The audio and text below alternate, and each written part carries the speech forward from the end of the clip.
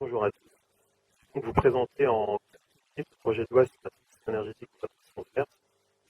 Et ce sont 4 articles qui passeraient la journée largement. Donc voilà, je l'ai fait un peu plus. Mais on parle assez largement actuellement dans la presse, en ligne. Juste pour rappeler donc les principaux objectifs du projet de loi, autoriser l'agence d'une économie sobre en énergie et en ressources.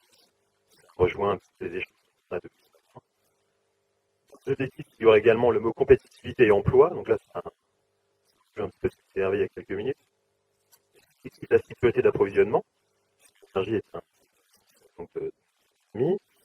La compétitivité de l'énergie, j'en ai parlé. Préservation de la santé humaine et de l'environnement. C'est qui est clair du projet de loi. La cohésion sociale et territoriale de toute l'énergie. Ce chiffre. Sur les gestes, l'objectif c'est de les réduire de 40% en 2030. C'est le facteur 2030. Ce n'est pas dans la première version du projet de loi qui a été réaffirmé donc de l'été dernier. De consommation, alors je ne sais pas si on parle déjà de sur deux, mais l'objectif est de réduire de 50% la consommation finale en 2050 parce que l'on consommait en 2012. Énergie fossile pour en 2030, et que on est broqué au hein.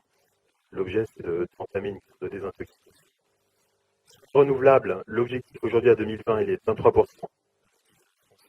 On peut porter à 30% de 2030, suivant le développement des ENR.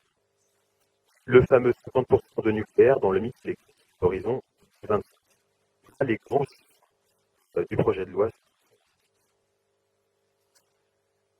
Ah oui, j'ai mis quelques informations sur le calendrier parce que la loi n'est pas du ministère, loin de là. Ça a donné lieu à un large débat dans toute la région de France avec des réunions dans des formats. Plus récemment, il y a eu une consultation donc, en juillet pour donc, le projet de loi. Les observations portaient essentiellement sur les objectifs du projet de loi. Le retour sur des mesures techniques, la compétitivité, des objectifs, la lutte pour la compétitivité, des objectifs de la loi, affirmer le facteur. C'était plutôt dans les retours portaient plutôt sur ce genre d'observation. Le projet de loi a été présenté le 1er juillet, il a été étudié comme l'a dit ma voisine finale, et là il est au Sénat actuellement. Le calendrier, vendredi dernier, je n'avais pas les dates. Imagine, on espère que c'était année, l'année prochaine. Le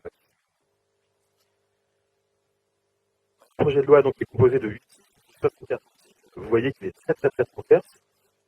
Donc, les objectifs, les bâtiments, le plus gros morceau du projet de loi, rapport sur les transports et de l'air, également un petit morceau sur les énergies renouvelables, sur le nucléaire, sur les procédures, gouvernance. Je ne vais pas rentrer dans chacun des titres. L'objectif.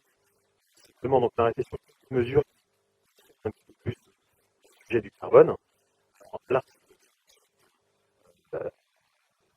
il y a des dispositions relatives au budget carbone. Le gouvernement entend à partir de 2015 un budget carbone dans ce domaine. Grosso modo, en fait, les émissions auxquelles on a le droit pendant cette période. Donc, première période, ça en aura 2015-2018. On aura des périodes de 5 ans. Ça, il y aura une stratégie nationale. Alors, j'ai noté pas carbone, mais je crois que c'est un terme plutôt fixé dans le projet de loi. Là, cette stratégie, elle sera également fixée par décret, qui vise donc à définir en quelque sorte comment on fait pour atteindre ces carbone-là. Tous les domaines émetteurs. Il y aura une attention particulière au fait qu'on ne faudrait pas sous-traiter nos émissions en fait, à l'étranger. Là. Je résume, hein. Il y a des présentations plus complètes sur la stratégie, mais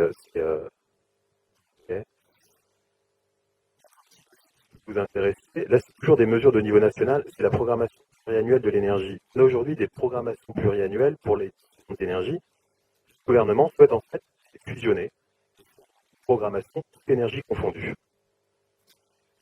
PE établira donc les priorités d'action avec le souci d'atteindre les différents objectifs de la politique énergétique. Les objectifs mis au code de l'énergie, ils sont les plus importants, humaine, la compétitivité, la sécurité d'approvisionnement, la cohésion territoriale, la précarité énergétique, l'innovation. Eux, donc définir les actions qui permettent donc d'atteindre ces objectifs. Bien évidemment compatibles les objectifs de réduction de gaz dans les budgets carbone,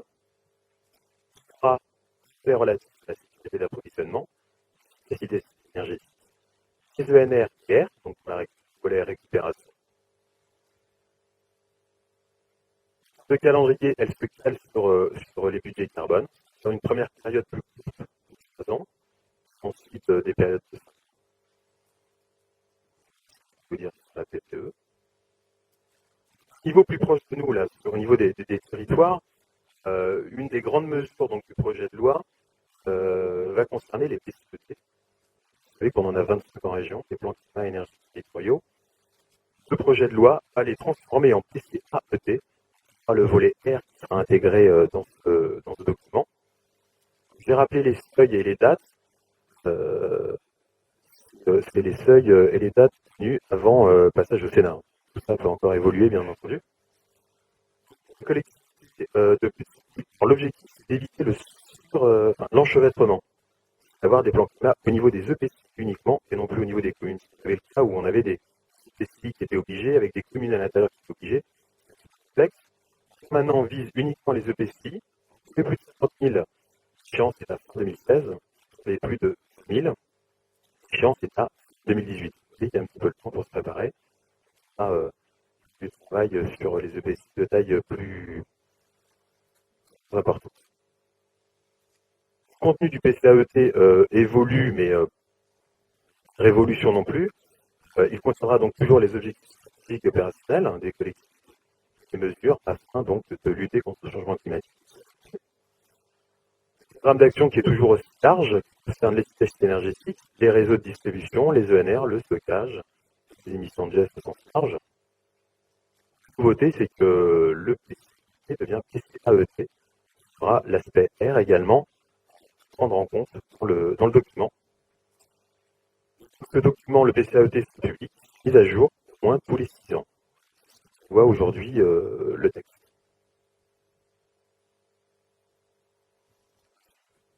Je vais passer non, parce que ma voisine en a déjà parlé. Le projet de loi, il y a également donc, les bilans GES, donc des évolutions à venir, notamment par ordonnance, validité et de fonction. Je vais vous parler plus rapidement d'initiatives qui ont déjà été lancées par la ministre avant même le vote du projet de loi. On en a un petit peu parlé ces dernières semaines. Je ne vais pas rentrer dans le détail parce que vous avez les sites internet qui vont bien, tous les contacts. Il y a le appel à projet, donc c'est territoire zéro gaspillage, zéro déchet, donc lancé société particulière Royale. L'objectif, identifier une vingtaine de territoires pour entrer dans cette démarche. Au niveau d'un territoire, donc réduire le plus possible leurs déchets. Il y aura accompagnement par l'ADEME, accompagnement par les services de l'État. En termes d'échéance, on est au 6 décembre. Vous avez les sites internet et pour plus de précision.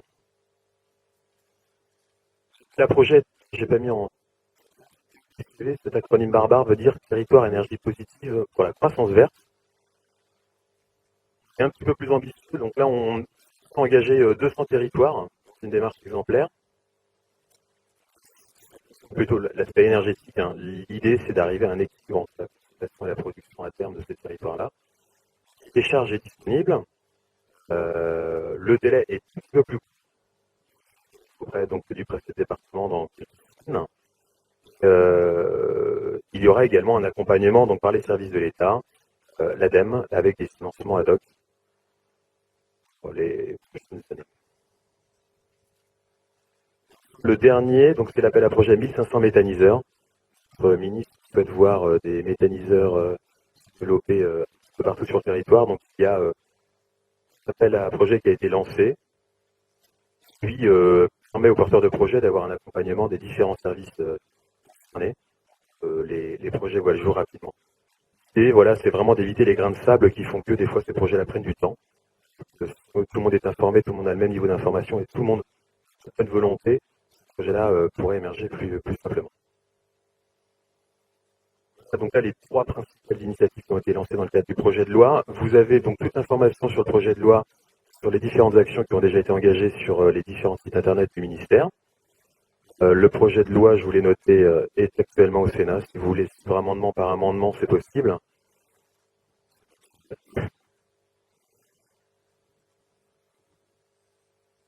Voilà pour le projet de loi.